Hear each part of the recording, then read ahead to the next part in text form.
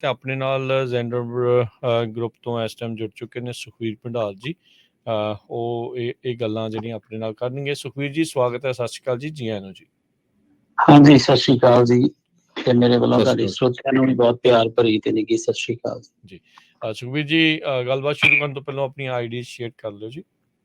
ਹਾਂਜੀ ਜ਼ਰੂਰ, ਮੇਰੀ NMLS ID 199427 ਐਂਡ ਮੇਰੀ DRE ID 01997346 ਹੈ ਜੀ। ਸੋ ਕੀ ਹੈ ਜੀ ਲੇਟੈਸਟ ਅਪਡੇਟ ਮੌਰਗੇਜ ਰੇਟਸ ਆ ਉਸ ਨੂੰ ਲੈ ਕੇ? ਕੋਈ ਹੈ ਠੰਡੇ ਠੁੰਡੇ ਹੋਣ ਦੇ ਅਸਾਰ? ਉਦਾਂ ਤਾਂ ਫੈਡ ਵਾਲੇ ਡਰਾਉਂਦੇ ਹੀ ਆ ਵੀ 0.5% ਇਸ ਮਹੀਨੇ ਫਿਰ ਵਧਾ ਦੇਣਾ। ਹਾਂਜੀ ਬਿਲਕੁਲ, ਮੈਂ ਸੁਣ ਰਿਹਾ ਸੀਗਾ ਜਿਵੇਂ ਤੁਸੀਂ ਕੈਨੇਡਾ ਦਾ ਕਹਿ ਰਹੇ ਸੀਗੇ, ਐਗਜ਼ੈਕਟਲੀ ਆਪਣੇ US ਵੀ ਇਵੇਂ ਅਨਾਉਂਸਮੈਂਟ ਹੋਈ ਹੈ ਫੈਡ ਵੱਲੋਂ। ਸੋ 0.5% ਬੇਸਿਸ ਪੁਆਇੰਟ ਇਹ ਵੱਧ ਜਾਣਾ ਵਾ ਰੇਟ, ਤੇ ਮੈਨੂੰ ਲੱਗਦਾ ਉਸ ਤੋਂ ਬਾਅਦ ਵੀ ਵਧੂਗਾ। ਪਰ ਹਾਂ, ਇਹਦੇ ਨਾਲ ਇਹ ਜ਼ਰੂਰ ਹੈ ਕਿ ਬਈ ਜਿਹਨੇ ਵੀ ਘਰ ਲੈਣਾ ਵਾ ਕੋਈ ਇਹਦੀ ਨਿਰਾਸ਼ਾ ਵਿੱਚ ਜਾਣ ਦੀ ਲੋੜ ਨਹੀਂ ਗੀ, ਕਿਉਂਕਿ ਜਦੋਂ ਰੇਟ ਥੋੜਾ ਚਿਰ ਪਹਿਲਾਂ 6.5 ਸੀਗਾ 30 ਈਅਰ ਦੇ ਲਾਗੇ ਛਾਗੇ, ਤੇ ਉਹੀ ਰੇਟ ਜਿਹੜਾ ਵਾ ਬਾਅਦ ਦੇ ਵਿੱਚ ਤਕਰੀਬਨ 5% ਤੇ ਵੀ ਆ ਗਿਆ ਸੀਗਾ। ਸੋ ਠੀਕ ਹੈ, ਗਵਰਨਮੈਂਟ ਆਪਣੇ ਹਿਸਾਬ ਦੇ ਨਾਲ ਕਰ ਰਹੀ ਹੈ ਸਾਰਾ ਕੁਛ। ਉਹਨਾਂ ਨੇ ਇਨਫਲੇਸ਼ਨ ਨੂੰ ਠੱਲ ਪਾਉਣੀ ਆ, ਉਹ ਪੈ ਵੀ ਰਹੀ ਆ। ਆਪਾਂ ਜਿਹੜੇ ਦੇਖ ਰਹੇ ਹਾਂ ਕਿ ਘਰ ਦੇ ਪ੍ਰਾਈਸ ਜਿਹੜੇ ਆ, ਰੀਅਲ ਸਟੇਟ ਮਾਰਕੀਟ ਕਾਫੀ ਥੱਲੇ ਆਈ ਆ। ਪਰ ਜਿਹਨੇ ਘਰ ਲੈਣਾ ਵਾ ਤੁਸੀਂ ਉਸ ਟਾਈਮ ਆਪਣੇ ਲੋਨ ਆਫਿਸਰ ਦੇ ਨਾਲ ਜਾਂ ਰੀਅਲ ਸਟੇਟ ਵਾਲੇ ਨਾਲ ਚੈੱਕ ਕਰੋ। ਹੋ ਸਕਦਾ ਵਾ ਜਿਹਦੀ ਹਾਈਪ ਬਣੀ ਹੋਈ ਆ, ਪਤਾ ਨਹੀਂ ਕਿੰਨਾ ਕੁ ਰੇਟ ਹੋ ਗਿਆ, ਸ਼ਾਇਦ ਉਦੋਂ ਰੇਟ ਘੱਟ ਵੀ ਹੋਵੇ। ਜੀ ਜੀ ਬਿਲਕੁਲ। ਆਈ ਥਿੰਕ ਇਸ ਤੋਂ ਉੱਤੇ ਜੇ ਵਾਕਈ ਹਰਜੀਤ ਸਿੰਘ ਜੀ ਤੇ ਸੁਖਵੀਰ ਜੀ ਜਾਂਦੇ ਆ ਤਾਂ ਫਿਰ ਕਿਤੇ ਨਾ ਕਿਤੇ ਅਨਅਫੋਰਡੇਬਿਲਟੀ ਵਾਲੀ ਜਿਹੜੀ ਗੱਲ ਆ ਉਹ ਬਣ ਜਾਂਦੀ ਆ। ਸੋ ਰੀਅਲ ਸਟੇਟ ਦੇ ਪ੍ਰਾਈਸਿਸ ਦੇ ਵਿੱਚ ਆਪਾਂ ਕਿੱਦਾਂ ਦਾ ਜਿਹੜੇ ਅਸਰ ਆ ਉਹ ਦੇਖ ਰਹੇ? ਕਿੰਨੇ ਕੁ ਡਾਊਨ ਆਇਆ? ਕੀ ਕੋਈ ਖਾਸ ਮਾਰਕੀਟਸ ਦੇ ਵਿੱਚ ਡਾਊਨ ਆ ਜਾਂ ਸਾਰੇ ਪਾਸੇ ਆਪਾਂ ਡਾਊਨ ਦੇਖ ਰਹੇ ਹਾਂ? ਹਾਂਜੀ, ਇਸ ਤੋਂ ਪਹਿਲਾਂ ਕਿ ਮੈਂ ਰੀਅਲ ਸਟੇਟ ਦੀ ਗੱਲ ਕਰਾਂ, ਮੈਂ ਇੱਕ ਚੀਜ਼ ਹੋਰ ਐਡ ਕਰਨੀ ਚਾਹੁੰਦਾ ਵਿਚ ਇਜ਼ ਬਹੁਤ ਇੰਪੋਰਟੈਂਟ ਆ ਲੋਨ ਦੀ। ਆਪਾਂ ਜਦੋਂ ਗੱਲ ਕਰ ਰਹੇ ਸੀਗੇ, ਦੇਖੋ ਇਹ ਬਹੁਤ ਜ਼ਰੂਰੀ ਹੈ ਕਿ ਤੁਸੀਂ ਆਪਣੇ ਲੋਨ ਆਫਿਸਰ ਨਾਲ, ਜਿਵੇਂ ਜ਼ੈਂਡਰ ਮੌਰਗੇਜ ਜਾਂ ਮੇਰੇ ਨਾਲ ਗੱਲ ਕਰ ਸਕਦੇ ਹੋ।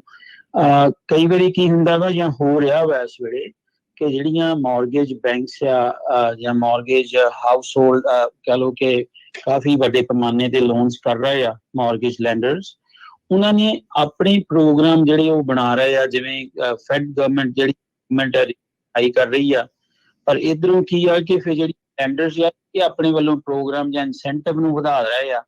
ਉਹਦੇ ਨਾਲ ਕਈ ਵਾਰੀ ਜਿਹੜਾ ਕਸਟਮਰ ਆ ਉਹਨੂੰ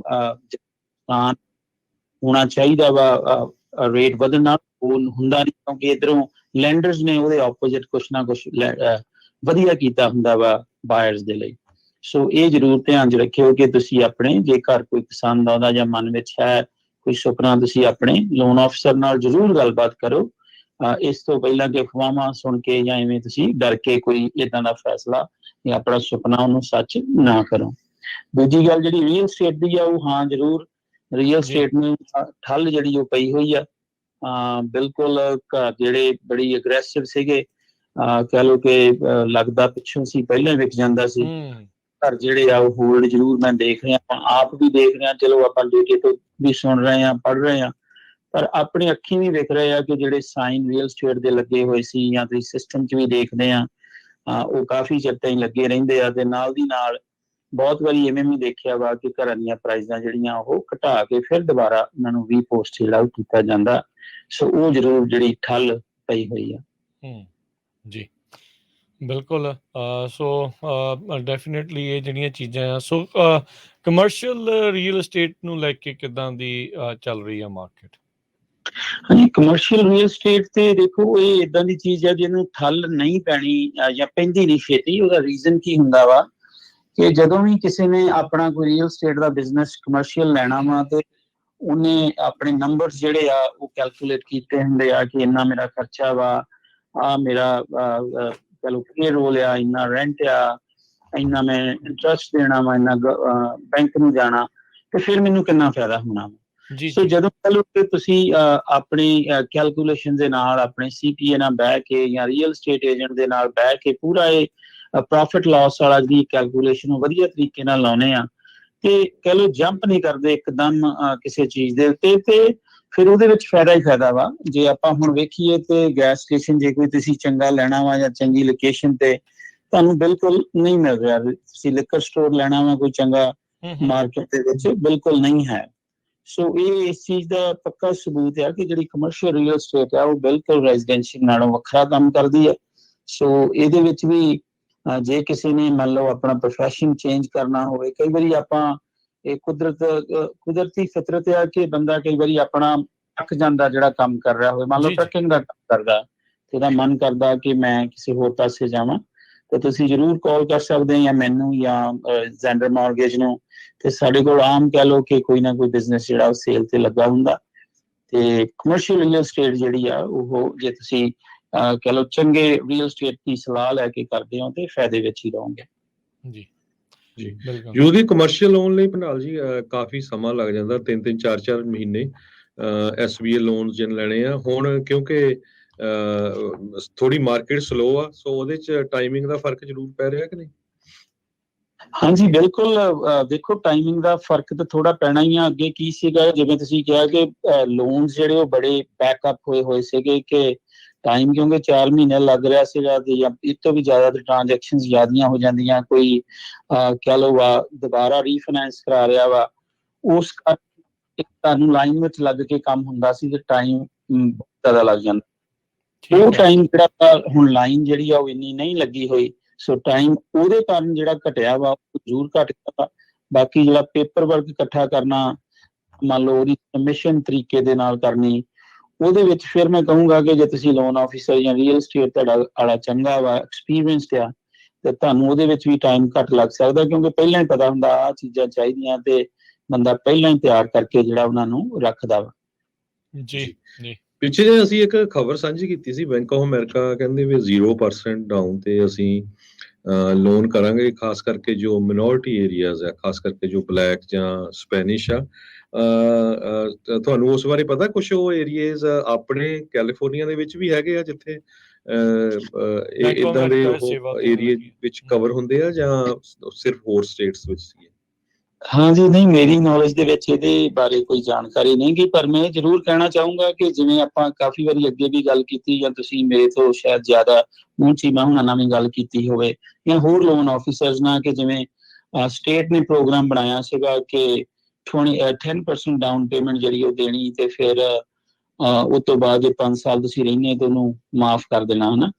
ਸੋ ਹੁੰਦਾ ਕੀ ਆ ਕਿ ਗਵਰਨਮੈਂਟ ਜਾਂ ਬੈਂਕ ਇਵੇਂ ਦੀਆਂ ਪ੍ਰੋਗਰਾਮਸ ਬਣਾਉਂਦੇ ਆ, ਪਰ ਉਹ ਬੰਦੇ ਕਿੰਨਾ ਕਿ ਉਹਦਾ ਲਾਹਾ ਲੈ ਸਕਦੇ ਜਾਂ ਫਾਇਦਾ, ਇਹ ਬਹੁਤ ਘੱਟ ਰੇਸ਼ੋ ਹੁੰਦੀ ਆ। ਜਿਵੇਂ ਹੁਣ ਆ ਸਟੇਟ ਨੇ ਬਣਾਇਆ ਵਾ, ਯਕੀਨ ਕਰਿਓ ਕਿ ਬਹੁਤ ਵਾਰੀ ਕਾਲਸ ਆਉਂਦੀਆਂ ਵਾ, ਪਰ ਇਹ ਜੇ ਤੁਸੀਂ ਘਰ ਲੈਣਾ ਵਾ ਕਿਸੇ ਵੀ ਕਾਉਂਟੀ ਦੇ ਵਿੱਚ, ਆਈ ਵੁੱਡ ਸੇ ਕਿਸੇ ਵੀ ਕਾਉਂਟੀ ਵਿੱਚ, ਇਹ ਫਿੱਟ ਹੀ ਨਹੀਂ ਹੁੰਦੀ ਪਲਾਨ, ਕਿਉਂਕਿ ਉਨੇ ਦਾ ਘਰ ਹੀ ਨਹੀਂ ਹੁੰਦਾ, ਕਿਉਂਕਿ ਜਿਸ ਹਿਸਾਬ ਨਾਲ ਕੰਡੀਸ਼ਨਸ ਲਾਈਆਂ ਹੁੰਦੀਆਂ ਕਿ ਜੇ ਏਦਾਂ ਨਹੀਂ ਏਦਾਂ, ਜੇ ਏਦਾਂ ਨਹੀਂ ਏਦਾਂ ਏਦਾਂ, ਉਹ ਜਦੋਂ ਸਾਰੀਆਂ ਕੰਡੀਸ਼ਨਸ ਅਸੀਂ ਕੋਸ਼ਿਸ਼ ਕਰਦੇ ਮੀਟ ਕਰਨੀ ਤੇ ਪਹਿਲੀਆਂ 1-2 ਕੰਡੀਸ਼ਨਸ ਅਸੀਂ ਬਾਹਰ ਹੋ ਜਾਂਦੇ ਆ। ਤੇ ਮੈਂ ਨਹੀਂ ਕਹਿੰਦਾ ਪ੍ਰੋਗਰਾਮ ਮਾੜੇ ਆ, ਪਰ ਇਹ ਵੀ ਜ਼ਰੂਰ ਵੇਖਣਾ ਚਾਹੀਦਾ ਵਾ ਕਿ ਇੱਕ ਆਮ ਬੰਦੇ ਨੂੰ ਇਸ ਚੀਜ਼ ਦਾ ਫਾਇਦਾ ਹੋ ਰਿਹਾ ਕਿ ਨਹੀਂ ਹੋ ਰਿਹਾ। ਫੋਰ ਐਗਜ਼ਾਮਪਲ ਜੇ ਫਰੈਸ਼ਨਰਸ ਤੁਸੀਂ ਘਰ ਲੈਣਾ ਵਾ ਤੇ ਉਹ ਕਾਉਂਟੀ ਵਾਲੇ ਪ੍ਰੋਗਰਾਮ ਜਾਂ ਸਟੇਟ ਦੇ ਪ੍ਰੋਗਰਾਮ ਚ ਆਉਣਾ ਚਾਹੁੰਦੇ ਆ, ਤੇ ਮੈਨੂੰ ਨਹੀਂ ਲੱਗਦਾ ਵੀ ਤੁਸੀਂ 3 ਲੱਖ ਤੋਂ ਉੱਤੇ ਵਾਲਾ ਘਰ ਲੈ ਸਕਦੇ ਆ। ਤੇ ਹੁਣ ਆਪਾਂ ਨੂੰ ਸਭ ਨੂੰ ਪਤਾ ਕਿ ਫਰੈਸ਼ਨੋ ਦੇ ਵਿੱਚ 3 ਲੱਖ ਵਾਲਾ ਘਰ ਹੀ ਕੋਈ ਨਹੀਂ ਹੋਣਾ। ਵਾਕਈ ਸੋ ਸਥਿਤੀ ਬੜੀ ਤੇਜ਼ੀ ਦੇ ਨਾਲ ਜਿਹੜੀ ਉਹ ਬਦਲ ਜਾਂਦੀ ਹੁੰਦੀ ਆ, ਸੋ ਆਪਾਂ ਦੇਖ ਰਹੇ ਆ।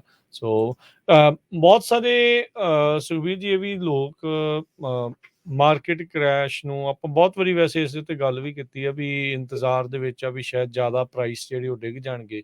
ਕੀ ਕਿਆਸ ਰਹੀਆਂ ਨੇ, ਕੀ ਤੁਹਾਡੇ ਜਿਹੜੇ ਪੇਸ਼ੇ ਦੇ ਵਿੱਚ ਕੀ ਲੋਕ ਗੱਲਾਂ ਕਰਦੇ ਨੇ, ਵੀ ਹੈ ਕੋਈ ਏਦਾਂ ਦੇ ਹਿਸਾਬ?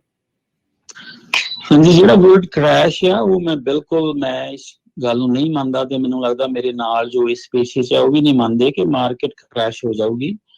ਹਾਂ, ਘਰਾਂ ਦੇ ਪ੍ਰਾਈਸ ਜਿਵੇਂ ਆਪਾਂ ਗੱਲ ਕੀਤੀ ਡਿੱਗ ਰਹੇ ਆ, 10% ਡਿੱਗੇ ਆ, 15 ਸ਼ਾਇਦ 20 ਵੀ ਡਿੱਗ ਜਾਣਾ ਨਾ ਕਈ ਮਾਰਕੀਟ ਦੇ ਵਿੱਚ, ਪਰ ਏਦਾਂ ਕੁਛ ਨਹੀਂ ਹੋਣਾ ਕਿ ਵੀ 50% ਡਿੱਗ ਗਿਆ ਜੀ, 60% ਡਿੱਗ ਗਿਆ ਜਾਂ ਆਲ ਓਵਰ ਹੀ ਏਦਾਂ ਡਿੱਗਣ ਲੱਗ ਪਿਆ ਪ੍ਰਾਈਸ।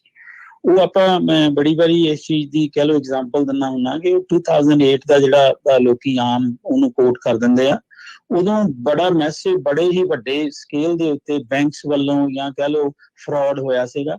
ਫਰਾਡ ਕੀ ਸੀਗਾ ਕਿ ਵੀ ਕੋਈ ਵੀ ਚੈੱਕਅਪ ਨਹੀਂ ਸੀ ਹੁੰਦਾ, ਤੁਸੀਂ ਜੋ ਮਰਜ਼ੀ ਪੇਪਰ ਵਰਕ ਦੇਈ ਜਾਓ ਤੇ ਸਾਰਾ ਕੁਝ ਉਸੇ ਤਰੀਕੇ ਨਾਲ ਹੀ ਹੋਈ ਜਾਂਦਾ ਸੀ, ਕਿਸੇ ਨੇ ਕੁਝ ਨਹੀਂ ਦੇਖਿਆ।